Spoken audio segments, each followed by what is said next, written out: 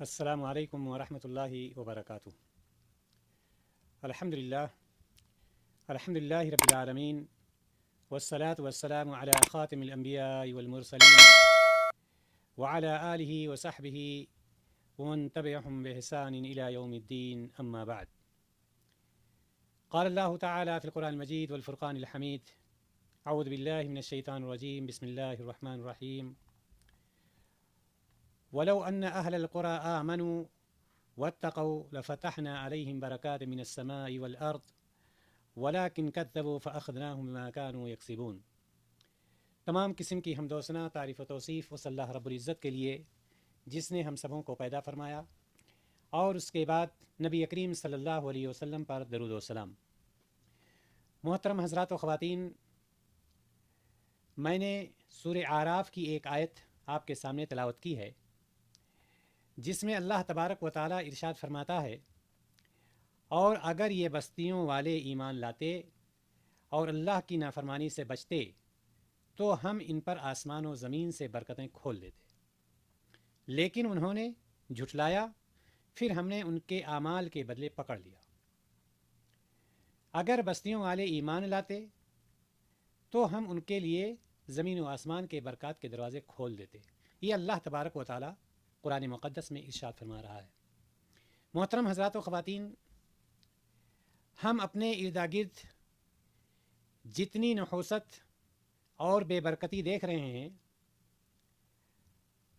اس کی اصل وجہ یہ ہے کہ ہم نے ان اعمال کو سمجھنے کی کوشش ہی نہیں کی کہ کن اعمال کی وجہ سے ہم آسانی سے برکات کو حاصل کر سکتے ہیں۔ برکتیں حاصل کرنے کے لیے اللہ تبارک و تعالیٰ نے ہمارے اور آپ کے لیے راستے بنائے تھے۔ برکتیں حاصل کرنے کے لیے اللہ تبارک و تعالیٰ نے ہمارے اور آپ کے لیے جناب محمد رسول اللہ صلی اللہ علیہ وسلم کے ذریعے سے رہنمائی فرمائی تھی، لیکن ہم نے ان کو اپنایا ہی نہیں، ہم نے اس پر چلنے کی کوشش ہی نہیں کی۔ لوگ نحوست والے اعمال کر کے اللہ تعالیٰ سے برکت کی دعائیں کرتے ہیں۔ بعض لوگ کچھ ڈھونگیوں کے پاس جاتے ہیں، برکت کے لیے تعویذ لکھواتے ہیں۔ برکت کی کس کو ضرورت نہیں ہے؟ برکت کی ہر شخص کو ضرورت ہوتی ہے۔ جس طرح سے شفا یابی پانے کے لیے اچھی دوا کھانا ضروری ہے، اسی طرح برکت کو حاصل کرنے کے لیے ایسے اعمال کرنا ضروری ہے جن کی وجہ سے اللہ تعالیٰ زندگی کو برکتوں سے مالا مال کر دے۔ ہماری زندگی میں اگر برکت نہیں ہے، ہماری مال میں برکت نہیں ہے، ہماری دولت میں برکت نہیں ہے، ہمارے کام میں برکت نہیں ہے، ہماری زبان میں برکت نہیں ہے، ہماری روزی میں برکت نہیں ہے، تو ہماری زندگی بیکار ہے۔ زندگی بالکل ایک پیسے کی نہیں ہے۔ کیوں؟ اس لیے کہ ہم نے برکت حاصل ہی نہیں کی، برکت حاصل کرنے کا طریقہ ہی نہیں سیکھا۔ اس لیے ہمارے اور آپ کے لیے ضروری ہے کہ ہم اور آپ اس چیز کو سمجھیں کہ برکت کہتے کس کو ہیں، برکت کیسے آتی ہے، برکت کے وہ کون سے طریقے ہیں جو رسول اللہ صلی اللہ علیہ وسلم نے اپنائے ہیں، برکت کے وہ کون سے طریقے ہیں جس پر نبی کریم صلی اللہ علیہ وسلم نے ہمیں اور آپ کو چلنے کا حکم دیا ہے۔ برکت کی تعریف کیا ہے؟ ہر وہ چیز جو مبارک اور باعث برکت ہے، جس میں بہت زیادہ خیر اور نفع ہو، دن بدن وہ بڑھتی چلی جائے اور زندگی بھر کے لیے بندے کے پاس رہے، اسی چیز کو برکت کہتے ہیں۔ یا ایسا حلال کاروبار، ایسا جائز کاروبار، ایسا کتاب اللہ اور سنت رسول اللہ صلی اللہ علیہ وسلم سے ثابت کاروبار جس کا نفع دن بدن زیادہ ہو اور آئے دن اس پر گرفت مضبوط ہوتی جائے، اس کو برکت کہتے ہیں۔ لیکن ہمارے کام میں برکت کہاں سے آئے گی؟ برکت ہوگی کیسے؟ ان راستوں پر چلا جائے گا جن راستوں پر چلنے سے نبی کریم صلی اللہ علیہ وسلم نے منع فرمایا ہے، جن راستوں پر چلنے سے اللہ تبارک و تعالیٰ نے خود منع فرمایا ہے۔ محترم سامعین کرام، جب انسان کو اپنے معاملات میں برکت نصیب ہوتی ہے تو اس کی زندگی راحت اور سکون اور خوشیوں سے مالا مال ہو جاتی ہے۔ آپ یاد رکھیے، کوئی بھی کام ہو، اگر آپ دیکھتے ہیں کہ اس میں برکت ہو رہی ہے تو اس میں آپ کو خوشی ہوتی ہے، اس میں آپ کو راحت ملتی ہے، آپ کو سکون ملتا ہے اس میں، کیونکہ بدسکونی اور بے چینی نحوست اور بے برکتی کی وجہ سے ہوتی ہے، اور یہی وجہ ہوتی ہے کہ انسان سب سے زیادہ پریشان رہتا ہے۔ لیکن خیر و برکت کس طرف سے ہے؟ کہاں سے آتی ہے؟ برکت کہاں سے آتی ہے؟ یاد رکھیے کہ برکت صرف اور صرف اللہ تعالیٰ کی طرف سے ہے، صرف اللہ تعالیٰ کی طرف سے برکت ہے۔ اللہ تعالیٰ جسے چاہتا ہے برکت عطا فرما دیتا ہے۔ جس طرح رزق اللہ کی طرف سے ہے، صحت یابی اور شفا یابی اللہ کی طرف سے ہے، اسی طرح سے برکت بھی اللہ تعالیٰ کی طرف سے ہے۔ ہم یہ نہ سمجھیں کہ ہم کوئی کام کر لیں گے برکت کسی اور سے ہم حاصل کر لیں گے، نہیں، ایسا نہیں ہے۔ جس طرح سے ہم ساری چیزوں کا مالک اللہ تعالیٰ کو سمجھتے ہیں، اسی طرح سے برکت کا مالک بھی ہم اللہ تعالیٰ ہی کو سمجھیں۔ خیر و برکت ہر شخص کو چاہیے، ہر شخص کو بھلائی چاہیے، ہر شخص کو اچھا کام چاہیے اور اس میں برکت چاہیے۔ ہر شخص، کون سا شخص ہے جو برکت نہیں چاہتا ہے؟ کون سا وہ شخص ہے جو بھلائی نہیں چاہتا ہے؟ ہر شخص چاہتا ہے نا۔ لیکن افسوس، لوگ اپنے گھروں سے برکت لینے کے لیے نکلتے ہیں اور رات کو جب ان کی واپسی ہوتی ہے تو شرک، گمراہی اور ضلالت کے ساتھ ہوتی ہے، اور بہت ساری عورتیں برکت کے حصول کے لیے اپنے گھر سے نکلتی ہیں لیکن بدکار لوگوں کے ہاتھ لگ کر اپنی عزت گنوا بیٹھتی ہیں معاذ اللہ، جس کی وجہ سے وہ ان کی عزت بھی چلی جاتی ہے اور ان کو کچھ کوئی چیز ملتی بھی نہیں ہے۔ تو یہ ساری چیزیں برکت کو حاصل کرنا ہے، برکت کیسے ہمارے کام میں ہوگا، کیسے ہوگی، کیسے برکت سے ہم استفادہ کریں گے، اس کو جاننے کے لیے ہمیں کچھ کرنا پڑے گا۔ سب سے پہلے ہمیں شرک و بدعات سے ہاتھ دھونا پڑے گا، شرک و بدعات سے دور ہونا پڑے گا، شرک و بدعات سے اجتناب کرنا پڑے گا، اور جناب محمد رسول اللہ صلی اللہ علیہ وسلم کے بتلائے ہوئے طریقے کے مطابق اپنی زندگی گزارنی ہوگی۔ برکت حاصل کرنے کے لیے سمجھ لیجئے کہ پہلا عمل اللہ پر ایمان لانے کے بعد اللہ تعالیٰ کا خوف اپنے دل میں بٹھا لے انسان۔ اللہ تعالیٰ پر ایمان لایا یعنی مومن ہے، اور اللہ تعالیٰ کا خوف اپنے دل میں بٹھا لے، ہر عمل میں اللہ تعالیٰ کا خوف رکھے تو اللہ تعالیٰ اس کے لیے برکت کے دروازے کھول دے گا، اس کے لیے برکت کے دروازے کھول دے گا۔ جس طرح سے ابھی سورہ اعراف میں آیت پڑھی گئی اور ترجمہ آپ کے سامنے کیا گیا، وَلَوْ أَنَّ أَهْلَ الْقُرَىٰ آمَنُوا وَاتَّقَوْا لَفَتَحْنَا عَلَيْهِمْ بَرَكَاتٍ مِّنَ السَّمَاءِ وَالْأَرْضِ وَلَٰكِن كَذَّبُوا فَأَخَذْنَاهُم بِمَا كَانُوا يَكْسِبُونَ۔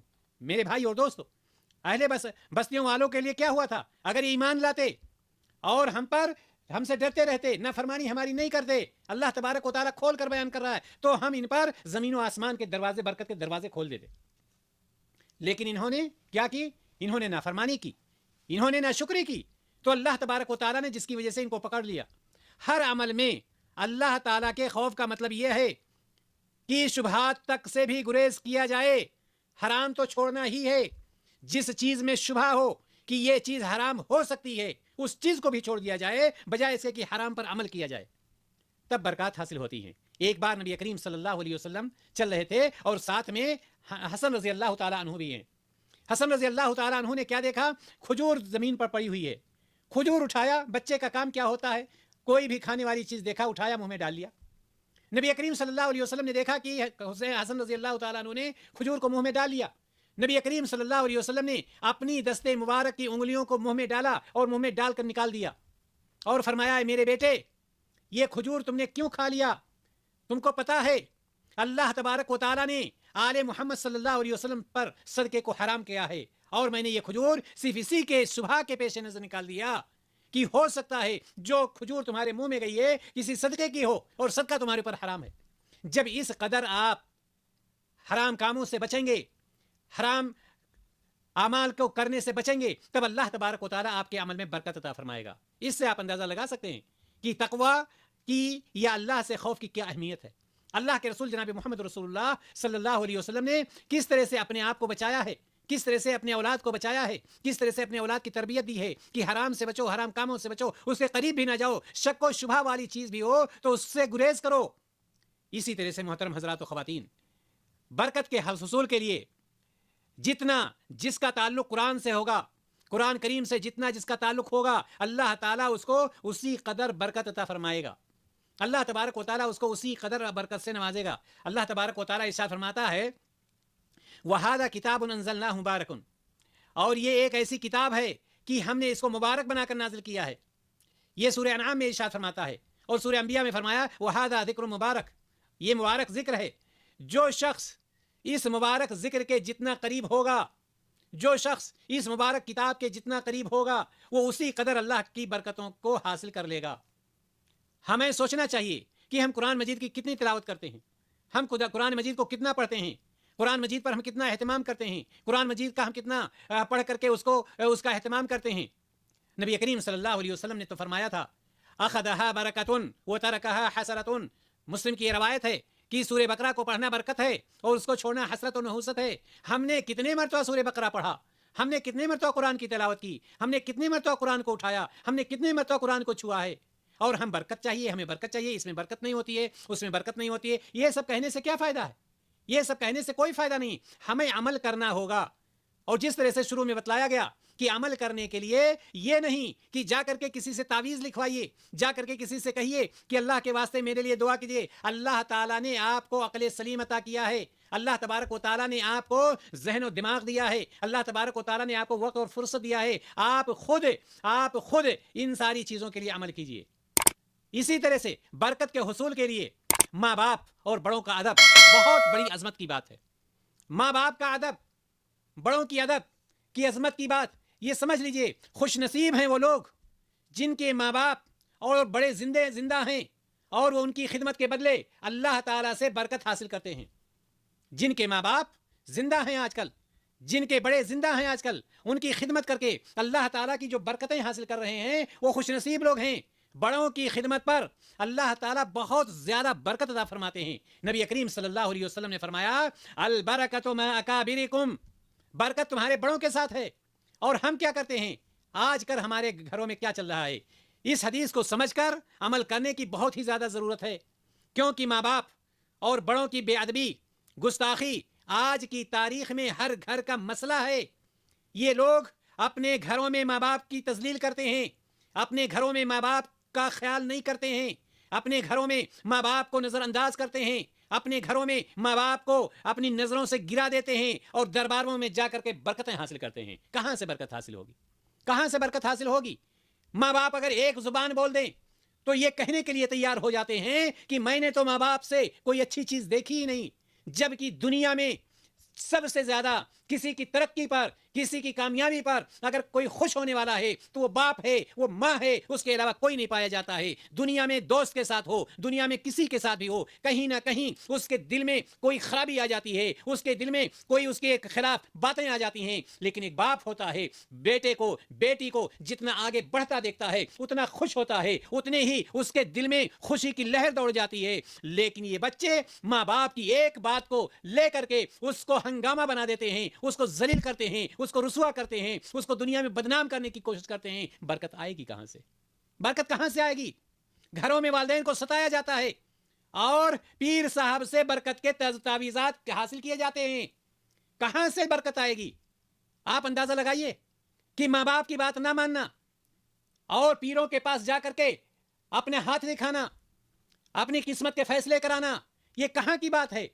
یہ کہاں سے برکت حاصل ہو سکتی ہے؟ کیسے اللہ تبارک و تعالیٰ ایسے لوگوں کو بخش سکتا ہے؟ یاد رکھیے, جو شخص اپنے بوڑھے والد یا بوڑھی والدہ کو بوجھ سمجھتے ہوئے ان کی خدمت سے جی چراتا ہے تو ایسے بیٹے کو, ایسی بیٹی کو کبھی بھی برکت حاصل نہیں ہو سکتی ہے. کہ چاہے وہ دنیا میں چلی جائے, دنیا میں الگ ہو کر کے کام کرنا شروع کر دے, الگ ہو کر کے اپنا کاروبار چلا لے, چاہے وہ بیٹا ہو چاہے وہ بیٹی ہو, ماں باپ کی نظر میں کتنا بھی پیارا رہا ہو, لیکن جس وقت اس کی نافرمانی کرتا ہے, جس وقت ماں باپ کی بات کی نافرمانی کرتا ہے, اسی وقت اس کی نظروں سے گر جاتا ہے اور اللہ تبارک و تعالیٰ اس کی برکت کو چھین لیتا ہے. گھروں کی برکتیں تو ہوتی ہی رہتی ہیں, گھروں کی برکتیں تو ہوتی ہی بڑوں کے ساتھ ہیں. یاد رکھیے گا, بڑوں کے ساتھ ہی, ماں باپ کے ساتھ ہی برکتیں ہوتی ہیں. جیسے ہی گھر سے کسی بڑے کی موت ہوتی ہے ویسے ہی محسوس ہوتا ہے کہ گھر کی ساری رونق اور برکت چلی گئی ہو. آپ اندازہ لگائیے, برکت تلاشتے ہیں اور ماں باپ کی عزت نہیں کرتے ہیں. یہ کر لو اور یہ کر لو اور ایسا کر لو اور ویسا کر لو. یہ سب کرنے سے برکت نہیں آتی ہے, بلکہ اپنے ماں باپ کی عزت کرنے سے برکت آتی ہے, بڑوں کی عزت کرنے سے برکت آتی ہے. اسی طرح سے اسلام خیر خواہی کا نام ہے, آپ اچھی طرح سے جانتے ہیں. خیر خواہی کا مطلب ہوتا ہے کیا ہے؟ خیر خواہی کا مطلب ہوتا ہے کسی کی بھلائی چاہنا. جو شخص کسی کے ساتھ خیر کا معاملہ کرتا ہے تو اللہ تعالیٰ اس وجہ سے بہت زیادہ برکات نصیب فرماتے ہیں. حکیم بن حزام رضی اللہ عنہ سے روایت ہے کہ رسول اللہ صلی اللہ علیہ وسلم نے فرمایا, باہم لین دین کرنے والے اگر ایک دوسرے کی خیر خواہی کریں, سچ بولتے ہوئے معاملے کی حقیقت کو نہ چھپائیں, تو اللہ تعالیٰ دونوں کو برکتیں عطا کر دیتا ہے. حدیث کے الفاظ ہیں بورکا لہما, ان دونوں کے لیے برکت ڈال دی جاتی ہے. یہ صحیح بخاری اور صحیح مسلم دونوں میں روایت موجود ہے. لیکن ہوتا کیا ہے؟ کیا ایسا ہوتا ہے کہ ایک دوسرے کے لیے خیر خواہی چاہتے ہیں؟ نہیں چاہتے ہیں. ایک دوسرے کے لیے اچھائی نہیں چاہتے ہیں. اسی طرح سے یہ بھی جان لیں کہ برکت کے حصول کے لیے قناعت میں برکت ہے. قناعت کا مطلب کیا ہوتا ہے؟ قناعت کر لینا. قناعت کا مطلب یہ ہوتا ہے کہ مسلمان کو جو ملا وہ اس پر خوش ہو جائے. کوئی چھوٹا سا کام کر رہا ہے اس میں خوش ہے, کوئی بڑا کام کر رہا ہے اس میں خوش ہے. جو جس چیز کے لائق ہے اللہ تعالیٰ نے اس کے لیے ویسا انتظام کر دیا ہے. جیسی دکان ہے, مکان ہے, کاروبار ہے, جیسا بھی ہے اسی میں خوش ہو کر کام کرے اور آگے ترقی کے لیے کوشش جاری رکھے, کیونکہ اس کے نتیجے میں برکت کے سوا کچھ بھی نہیں ہے. اللہ تعالیٰ نے آپ کو ایک چھوٹی سی دکان دے دی ہے, آپ کو قناعت ہے کہ اللہ میں تجھ سے خوش ہوں اور میں اپنی حلال روزی سے اپنے بچوں کو پال رہا ہوں. اللہ تبارک و تعالیٰ اس میں ایسی برکت دے گا, ایسی برکت عطا فرمائے گا کہ آپ کے وہم و گمان میں بھی یہ بات نہیں آئے گی. اللہ تبارک و تعالیٰ بندے کو آزماتے ہیں. اللہ تبارک و تعالیٰ بندے کو اپنے آزماتا ہے جو اس نے اس کو دیا ہوتا ہے. پس اگر وہ اللہ کی تقسیم پر خوش ہو جائے تو اللہ تعالیٰ اس کے لیے اس میں برکت ڈال دیتا ہے, اور اگر ناخوش ہو جائے اور وہ برکت ڈالتا ہے وہ برکت اس کے لیے کافی ہو جاتی ہے, اور اگر وہی بندہ راضی نہیں ہے تو اس کی برکت کو وہاں سے ہٹا دیتا ہے اور نہ ہی مقدر کی رزق سے اس کو زیادہ ملتا ہے. یہ حدیث ہے. محترم حضرات و خواتین, کہنے کا مطلب یہ ہے کہ اللہ تبارک و تعالیٰ نے جن راستوں پر چلنے کا ہمیں اور آپ کو حکم دیا ہے ان راستوں پر اگر ہم چلتے ہیں تو ہمارے ہر کام میں برکت ہوگی, ہمارے ہر معاملے میں برکت ہوگی. اگر حقیقت میں برکت کا مزہ چکھنا چاہتے ہیں, برکت کا ذائقہ لینا چاہتے ہیں تو اللہ کے دیے ہوئے پر خوش ہو جائیں اور اسی پر قناعت کریں. جو کچھ اللہ تعالیٰ نے دیا ہے, جتنا بھی اللہ تعالیٰ نے دیا ہے, یہی کہیں کہ اللہ جو کچھ تو نے مجھے عطا کیا ہے ہم اسی پر خوش ہیں, ہم اسی پر راضی ہیں. اللہم لا مانع لما اعطیت ولا معطی لما منعت. اے اللہ تو جس کو دینا چاہے کوئی روک نہیں سکتا ہے, اور اگر تو نہ دینا چاہے تو کوئی عطا بھی نہیں کر سکتا ہے.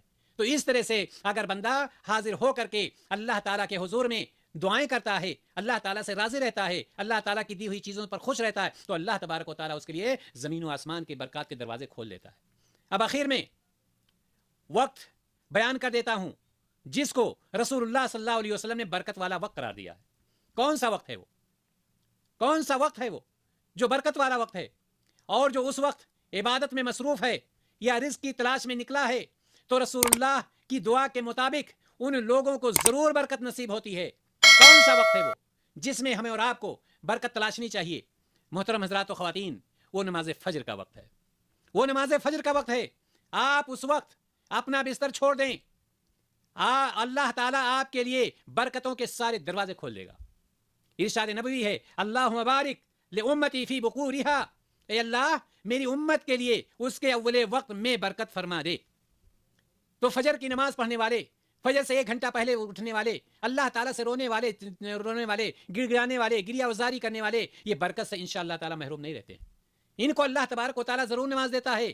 یاد رکھیں, دن کے 10-11 بجے اپنے بستر چھوڑنے والے بے شک سارا شہر خرید لیں, سارے شہر کا سامان لے لیں, ان کو حقیقی برکت کبھی نصیب نہیں ہو سکتی ہے. کبھی بھی حقیقی نعمت کبھی ان کو نصیب نہیں ہو سکتی ہے. اس لیے اللہ تعالیٰ سے دعا ہے کہ وہ مجھے اور آپ کو برکت نصیب فرمائے اور اپنے کہے ہوئے, اپنے بتلائے ہوئے طریقے کے مطابق ہم لوگوں کو چلنے کی, زندگی گزارنے کی توفیق عطا فرمائے. وآخر دعوانا ان الحمدللہ رب العالمین. السلام علیکم ورحمۃ اللہ وبرکاتہ.